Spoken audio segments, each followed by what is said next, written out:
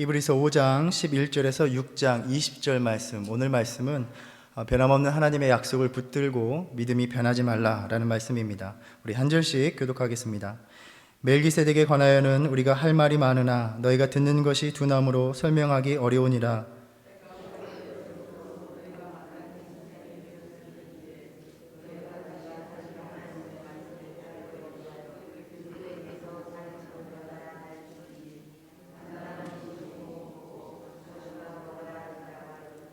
이는 젖을 먹는 자마다 어린아이니 의의 말씀을 경험하지 못한 자요.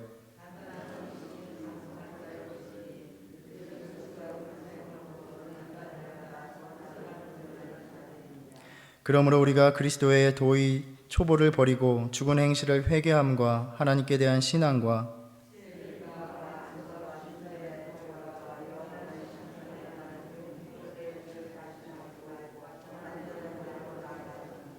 하나님께서 허락하시면 우리가 이것을 하리라.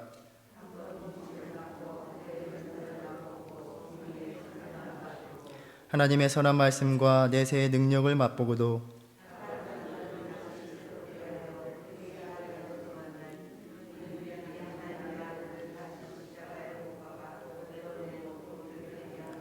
땅이 그 위에 자주 내리는 비를 흡수하여 밭 가는 자들이 쓰기에 합당한 채소를 내면 하나님께 복을 받고,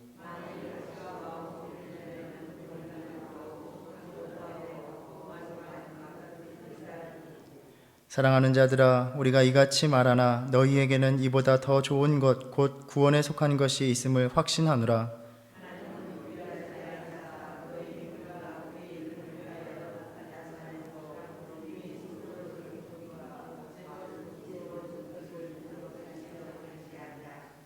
우리가 간절히 원하는 것은 너희 각 사람이 동일한 부지런함을 나타내어 끝까지 소망의 풍성함에 이르러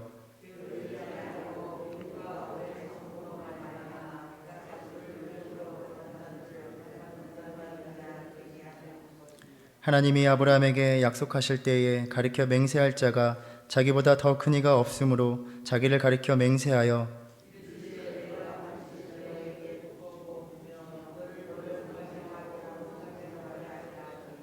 그가 이같이 오래 참아 약속을 받았느니라.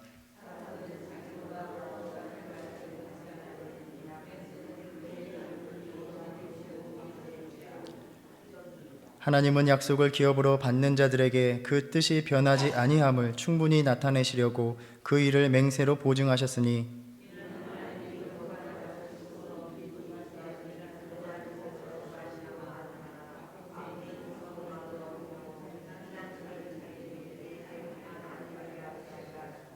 우리가 이 소망을 가지고 있는 것은 영혼의 닷 같아서 튼튼하고 견고하여 휘장 안에 들어가나니 그리로 앞서가신 예수께서 멜기세덱의 반차를 따라 영원한 대제사장이 되어 우리를 위하여 들어가셨느니라. 아멘. 하나님의 말씀입니다. 예수 그리스도를 어떠한 분으로 알고 믿고 따르는가가 우리 신앙의 모든 것을 결정하고 또 교회의 존재 이유가 됩니다. 우리는 어제 예수 그리스도가 우리의 대제사장 되심을 나누었습니다. 정확히 말하면 주님이 우리의 대제사장이 되어 주셨습니다. 대제사장으로서 우리의 연약함을 동정하시기 위하여 우리의 고단한 삶으로 들어오셨고, 하나님의 아들로서 그럴 필요가 없으신 분이 자신의 생명을 누군가에게 의탁해야 하는 삶, 죽음을 경험하실 필요가 없으신 분이 죽음 앞에 극심한 눈물의 간구를 드려야 하는 삶을 살아가셨습니다. 그리고는 우리를 향하여 너희는 내 형제라 하시면서 이제 내가 진 이 십자가로 너희가 은혜의 보좌로 나아갈 수 있는 길을 열어놓았으니 그저 담대히 아버지 앞에 나아가 너희는 은혜를 구하며 살아가라 하셨습니다. 히브리서의 설교자는 복음을 떠나려 하는 이들에게 이토록 지극한 사랑을 베푸신 그리스도를 떠나는 것이 옳은가, 또 우리들에게 이 그리스도를 외면하며 각자 자신의 삶에 관심사만을 따르며 살아가는 것이 과연 옳은가를 묻고 있습니다. 정말로 그리스도가 어떠한 분이며 우리를 위해 무엇을 행하셨는가를 안다면 이제는 주님 앞에 성숙한 모습으로 나아가기를 주저하지 않아야 된다라는 것입니다. 설교자는 예수님의 대제사장 되심에 대한 그 이해를 근거로 이제 성도들을 경고하면서 또한 격려를 합니다. 11절과 13절에서 이제는 적어도 다른 이들을 가르치는 선생이 되어야 할 텐데 여전히 배워야 하는 초보의 단계에 머물러 있다고 조금은 부끄럽게 만들며 질책을 하고 있습니다. 멜기세덱에 대한 가르침으로 더 나아가고 싶지만 오랜 신앙의 경력에도 불구하고 아직 이해하고 받아들이기에 부족하다라는 것입니다. 오히려 젖이나 먹는 어린아이의 상태에 머물러 있어서 하나님의 말씀의 초보를 다시 배워야 하는 처지에 놓여 있다라고 말합니다. 이제는 좀 성숙한 믿음으로 나아가야 하지 않느냐, 살아가야 하지 않느냐라고 핀잔을 주고 있습니다. 우리는 어떻습니까? 이 설교자의 권면을 우리의 삶에 끌어온다면 이 정도 믿고 신앙생활 했으면 이제는 다른 이들을 신앙으로 이끌어주고 돌보아주는 성숙함이 있어야 하지 않겠는가 하는 것입니다. 더 이상 예배의 자리를 지키고 주의 일을 섬겨야 한다는 초보적인 권면을 받을 정도는 지나고도 남았습니다. 그럼에도 조금 부끄러운 마음으로 우리 자신의 모습을 성찰해 본다면 예배의 자리를 찾는 것부터 주님이 맡기신 일에 자신의 삶을 드리는 일부터 다시 시작해야 하는 상태가 되어버린 듯한 인상을 지울 수가 없다는 것입니다. 히브리서를 통하여 하나님께서 우리 안에서 이루시고자 하는 바를 위하여 자신을 복종시키는 성숙함으로 나아가야 한다라고 말씀하십니다. 하나님은 어떠한 신앙인 또 어떠한 신앙의 삶을 찾고 계시는가라고 묻는다면 저는 하나님께서 이 시대에 일꾼을 찾으신다라고 말하고 싶습니다. 예수님께서 이 땅에서 사역을 감당하실 때에 추수할 것은 많으나 일꾼이 적으니 주인에게 청하여 추수할 일꾼들을 보내주소서 하라라고 말씀하셨습니다. 예수님 당시에도 하나님의 말씀의 의미를 연구하고 말씀을 묵상하고 기도하는 이들은 많았습니다. 바리새인들, 사두개인들은 말씀에 대한 지식으로 경건한 삶을 추구하던 사람들입니다. 그러나 그들은 당대에 자칭 경건한 사람들일지언정 하나님 나라를 위한 일꾼이 되지 않았습니다. 오늘날에도 우리 주변을 살펴보면 경건을 추구하는 성도는 많습니다. 자신의 삶의 자리에 머물러 말씀을 읽고 듣고 또 모여서 나누는 이들은 많으나 하나님의 일꾼이 되고자 하는 이는 찾기가 어렵습니다. 한 공동체에 오랜 동안 머물지만 그곳에서 주님의 일을 위해 몸담으며 스쳐간 헌신의 자리를 찾아볼 수 없다면 안타깝지만 여전히 초보의 단계에 머물러 있다는 반증이기도 합니다. 우리의 신앙생활에서 때로는 각자의 형편을 이해하며 따뜻한 위로로 다가가는 말씀도 필요하지만 냉정하고 단호하고 따끔한 질책으로 흔들어 깨워야 하기도 합니다.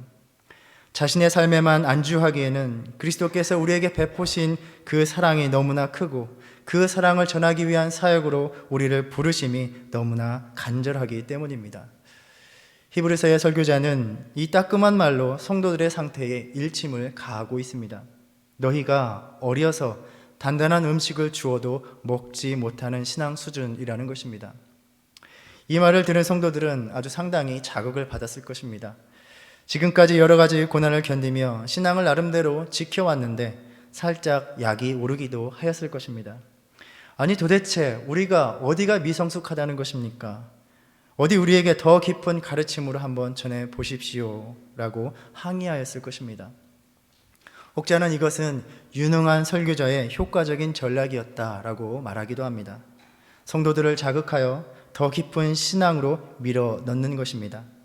6장 1절로 그러므로 우리가 그리스도의 도, 즉 말씀의 초보를 버리고 죽은 행실을 회개함과 하나님께 대한 신앙과 세례들과 안수와 죽은 자의 부활과 영원한 심판에 관한 교훈의 털을 다시 닦지 말고 완전한 대로 나아갈지니라 라고 말씀하고 있습니다. 앞에서 완전하다라는 표현은 2장 10절과 5장 9절에서 오직 예수님을 가리키는 데만 사용되었던 표현입니다. 그렇기에 이 말은 곧 너희가 이제는 예수를 본받으라 라는 의미로 볼 수도 있습니다. 교회는 또 우리 성도는 구원을 이루신 그리스도를 따라 순종하는 삶을 살아가야 합니다. 그리스도를 따르는 삶은 곧 그리스도의 도의 초보를 버리는 일입니다. 이 초보는 복음의 기초적인 진리들입니다. 오늘 본문에 의하면 초보 신자들이 교육을 받는 그러한 내용, 세례와 안수의 의미, 부활과 마지막 심판에 대한 말씀들입니다. 그러면 초보를 버리라는 말은 이러한 진리들을 잊어버리고 무시하라는 말인가? 결코 그렇지 않습니다. 이 초보적인 것에 머물러서 앞으로 나아가려 하지 않는 삶을 지적하고 있는 것입니다. 예수 그리스도를 주로 영접하여 세례를 받아서 나는 구원을 얻었고 마지막 심판 때의 부활로 인도하실 것이라는 이 진리를 아는 것에만 만족하고 머무는 신앙의 삶입니다. 오늘날에도 그저 이 진리를 안다는 데만 만족하는 신앙인들이 많습니다. 나는 세례받아서 구원을 받았으니 그러면 된 것이 아닌가? 더 이상 두렵고 떨림으로 구원을 이루는 일, 그리스도를 따라 하나님의 집을 신실하게 섬기는 삶을 살아가려 하지 않는 모습을 보이는 이들이 많다는 것입니다. 그러나 그리스도인의 삶은 성숙으로 나아가 믿음의 깊이가 더 깊어지든지 아니면 게으름으로 피상적으로만 머물다 표류하든지 둘 중에 하나입니다. 2장 1절에서 더욱 유념함으로 우리가 흘러 떠내려가지 않도록 함이 마땅하다라고 말씀하셨습니다. 아니하고 태만한 결과 결국 히브리서의 이 공동체는 복음에서 벗어나려는 그 복음을 떠날 지경에 이른 것입니다. 우리도 신앙생활을 하다 보면 다 경험하는 일입니다. 열심을 내지 않으면 믿음이 아무 문제 없이 그대로 잘 유지되는 것이 결코 아니라는 것입니다. 믿음은 약해지고 복음의 능력은 사라지게 됩니다. 신앙은 현상 유지가 없다는 사실입니다. 정체된 신앙의 삶이 가장 큰 문제입니다. 주님께서 우리를 부르시며 기대하셨던 바는 결코 현재의 삶의 모습을 보존하는 것이 아닙니다. 마태복음 25장에서 예수님께서 들려주신 비유에서 주인이 자신이 받은 한 달란트를 고스란히 보존한 종에게 악하고 게으른 종이라 꾸짖습니다. 이 이야기는 참 우리에게 불편한 이야기가 아닐 수 없습니다. 아니, 주인이 맡긴 것을 별 탈 없이 잘 보존한 것만으로도 수고하였다 할 수 있는 일 아닙니까? 잃어버리지 않고 무사히 주인에게 돌려준 것만으로도 칭찬받을 만한 일이 아닙니까? 그런데 주인은 이 무익한 종을 내쫓으라라고 말합니다. 그는 결코 어떠한 범죄를 저지르지 않았습니다. 그 돈을 가지고 도망을 간 것도 아닙니다. 그 돈을 자신을 위해서 쓴 것도 아닙니다. 그런데도 그를 무익하다라고 말하고 있습니다. 이는 왜 그런 것입니까? 그는 그저 자기 자신만의 구원을 생각하며 자기 주인의 일을 생각하지 않았기 때문입니다. 그런 신앙을, 자기 자신의 삶을 돌보며 하나님의 일을 생각하지 않는 자들을 그 말씀은 그러한 신앙을 무익하다라고 말하고 있습니다. 그렇게 신앙의 초보에서 벗어나지 못하는 신앙은 결국 떠내려가기 마련이고 지금 히브리서를 전해받은 성도들의 상태이기에 설교자는 아주 냉혹한 말로 경고합니다. 4절부터 6절의 말씀입니다. 한번 빛을 받고 하늘의 은사를 맛보고 성령에 참여한 바 되고 하나님의 선한 말씀과 내세의 능력을 맛보고도 타락한 자들은 다시 새롭게 하여 회개하게 할 수 없나니 이는 그들이 하나님의 아들을 다시 십자가에 못 박아 드러내놓고 욕되게 함이라. 이 구절은 상당한 논란을 낳기도 하였습니다. 정말 믿음에서 떨어진 자는 또다시 회복의 가능성이 없는가? 다시 한 번의 기회도 주어지지 않는가? 두려운 말씀으로 다가오기 때문입니다. 보통은 이 구절에 대해서 이 구절을 말하는 맥락이 앞서서 대제사장 되시는 예수에 대한 가르침처럼 교리적인 것이 아니라 성도들의 삶을 일깨우려는 목회적이라는 점을 주목하면서 접근을 합니다. 8절에 보면 만일 가시와 엉겅퀴를 내면 버림을 당하고 저주함에 가까워 그 마지막은 불사람이 되리라 라고 아주 끔찍한 말씀을 합니다. 그리스도인들이 이 같은 재앙에 빠지는 아주 무시무시한 그림을 그려내는 것은 다시 한번 그들로 하여금 그리스도인으로서 믿음의 삶에 대한 동기부여를 하고자 함이라는 것입니다. 설교자의 목회적인 의도는 9절에서 곧바로 드러납니다. 사랑하는 자들아, 우리가 이같이 말하나 너희에게는 이보다 더 좋은 것, 곧 구원에 속한 것이 있음을 확신하노라. 설교자는 겁주려는 것이 아니라 격려를 하기 위함입니다. 나는 당신들이 믿음으로 확고하게 진리의 길을 떠나지 않고 지켜내리라는 것을 믿는다라고 말하고 있습니다. 그러니까 아이들에게 아주 무섭게 너 이런 짓 하면 큰일 난다, 돌이킬 수 없는 일이 벌어져 라고 아주 무섭게 이야기하지만 너는 좋은 아이니까 바르게 행동할 것이라 믿어 라고 타이르는 것과 같습니다. 또 한편으로는 이 말은 설교자가 목격한 쓰라린 목회 경험에서 나오는 말이라고 보기도 합니다. 과거에 신실했던 그 신앙을 버리고 교회를 떠난 이들이 아무리 다가가서 기도하고 권면을 하여도 도무지 돌아오지 않는 것입니다. 우리의 신앙에서도 이러한 일들을 종종 보게 됩니다. 복음에 대한 깊은 통찰력도 있었고 은혜도 받았고 성령의 인도하심을 받고 많은 체험이 있지만 신앙을 저버리는 이들이 있습니다. 그런데 이들이 다시 믿음으로 돌아오기란 너무나 힘들다는 것입니다. 다시 새롭게 하여 회개할 수 없다라는 말은 일면 완강히 그들이 여전히 거절하고 있다, 그 결과다라고 말하는 의미가 될 수도 있을 것 같습니다. 너무나 가슴 아픈 일이 아닐 수 없습니다. 앞서 언급한 것처럼 설교자의 본래 의도가 이처럼 구절에서 시작됩니다. 설교자의 핀잔과 질책, 경고로 인해서 이제 회중은 어느 정도 충격을 받음과 동시에 설교자의 말을 들을 준비가 된 것입니다. 실상 설교자는 그들을 격려하고자 했습니다.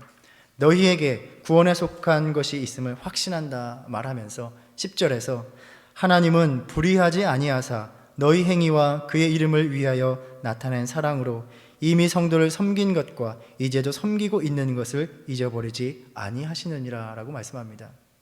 조금 전까지만 해도 초보라고 하고 젖을 먹는 어린아이라 질책을 하더니 이제는 너희가 얼마나 열심으로 섬겨왔는지 또 섬기고 있는지를 안다고 하나님이 그것을 다 기억하신다라고 말하고 있습니다. 오늘날 회중들에게 예배의 자리를 떠나지 않아야 한다고, 섬김의 자리를 지켜야 한다고 외치는 설교자들의 안타까움이 바로 이 히브리서의 설교자의 마음이 아닐까 싶습니다. 결코 그 믿음의 모습들이 지금과 같지 않았음을 너무나 잘 알기 때문입니다. 열심으로 예배로 나아가고 자신을 희생하며 주의 일을 섬기는 그러한 믿음들이었습니다. 그런데 어느 순간 의욕은 상실하고 열정은 식어지고 마치 신앙의 초보와 같은 다름없는 모습으로 살아가는 지금의 모습을 보기 때문입니다. 하나님께서 우리 성도님들의 지나온 신앙의 열심을 다 기억하고 간직하고 계십니다.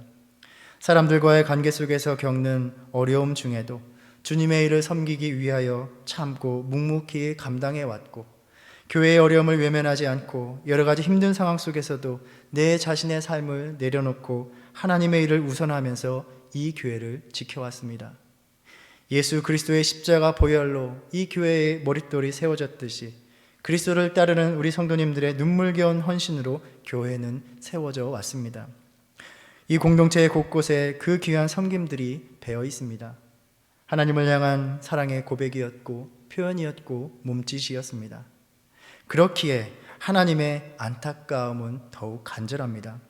11절과 12절에서 우리가 간절히 원하는 것은 너희 각 사람이 동일한 부지런함을 나타내어 끝까지 소망의 풍성함에 이르러 게으르지 아니하고 믿음과 오래 참음으로 말미암아 약속들을 기업으로 받는 자들을 본받는 자 되게 하려는 것이니라 라고 말씀합니다.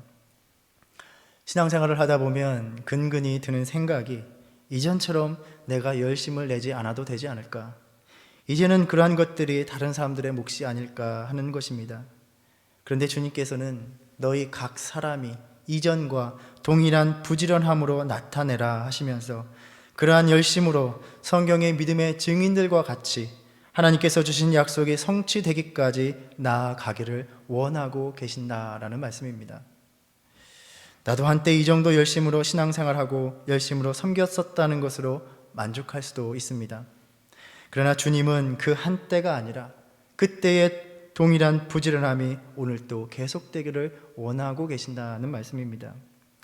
한때의 열심과 헌신에 대해서 사도 바울만큼 자부할 수 있는 사람도 없을 것입니다. 고린도후서 11장에 보면 자신이 그리스도의 일꾼으로 얼마나 수고하였는가를 부득불 이야기하고 있습니다. 내가 수고를 넘치도록 하고 옥에 갇히기도 더 많이 하고 매도 수없이 맞고 여러 번 죽을 뻔하였으니 유대인들에게 40에서 하나 감한매를 5번 맞았으며 3번 태장으로 맞고 1번 돌로 맞고 3번 파선하고 일주야를 깊은 바다에서 지냈으며 또한 그런 온갖 위험을 계속해서 수없이 겪었다는 것입니다. 아니 한두 번 그런 큰 고난과 어려움을 겪으며 주님의 일을 감당했으면 그럴 정도로 된 것 아닙니까? 왜 그렇게 어려움을 겪고 또 겪고 견디고 또 견디면서 믿음을 지키고 사명을 감당하는 것이냐는 말입니다. 하지만 그는 멈추지 않았습니다. 그 하나님의 간절함을 알았습니다. 그리하여 오늘도 동일한 부지런함으로 나아갔던 것입니다. 빌립보서 3장에서 그렇게 열심으로 믿음과 사명을 감당한 자신이 지금은 어떻게 하고 있는가를 말하고 있습니다. 내가 이미 얻었다 함도 아니요 온전히 이루었다 함도 아니라 오직 내가 그리스도 예수께 잡힌 바 된 그것을 잡으려고 달려가노라. 형제들아 나는 아직 내가 잡은 줄로 여기지 아니하고 오직 한 일, 즉 뒤에 있는 것은 잊어버리고 앞에 있는 것을 잡으려고 푯대를 향하여 그리스도 예수 안에서 하나님이 위에서 부르신 부름의 상을 위하여 달려가노라.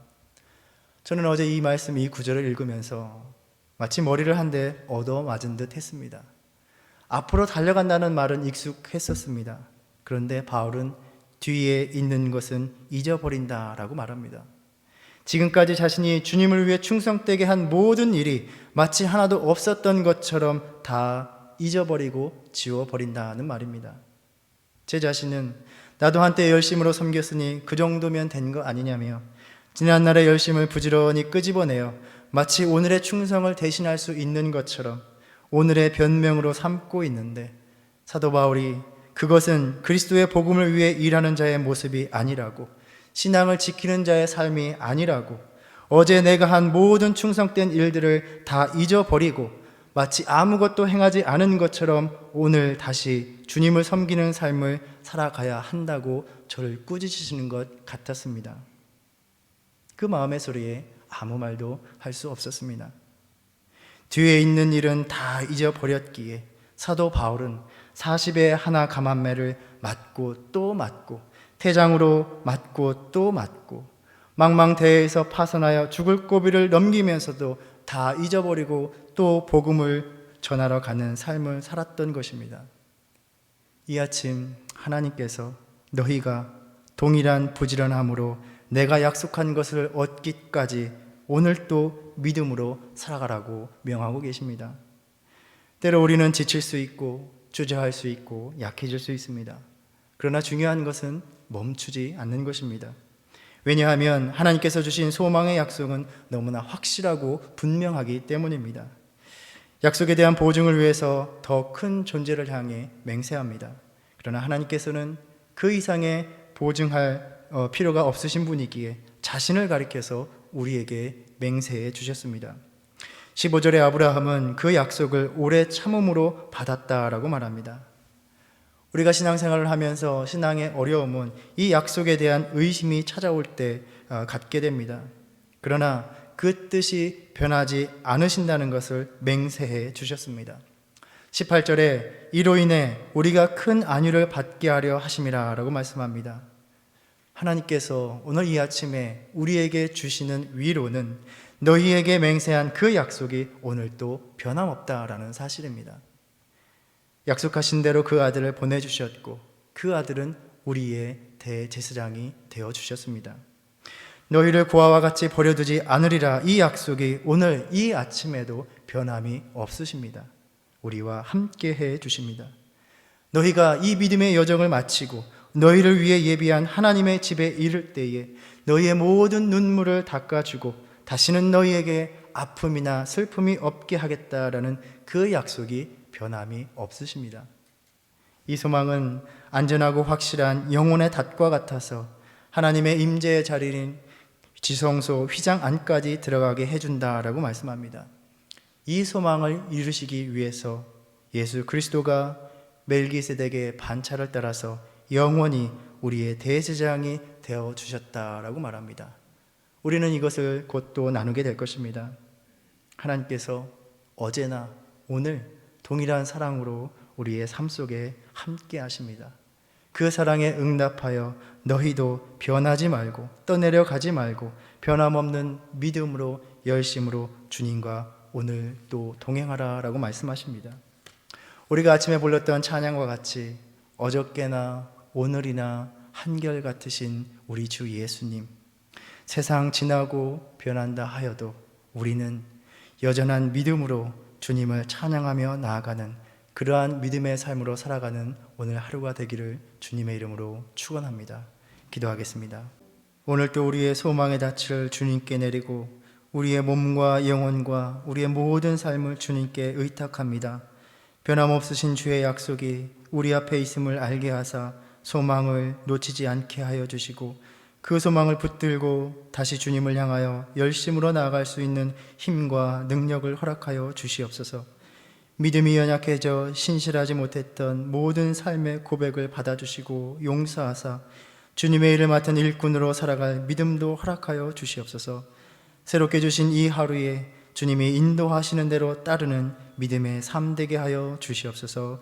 예수님의 이름으로 기도드립니다. 아멘. 이제는 우리 주 예수 그리스도의 은혜와 하나님 아버지의 극진하신 사랑과 성령의 감화 감동 교통하심이 이전과 같이 변함없는 믿음의 열심으로 나아가기를 결단하는 모든 심령에 이제부터 영원까지 함께 있을지어다. 아멘.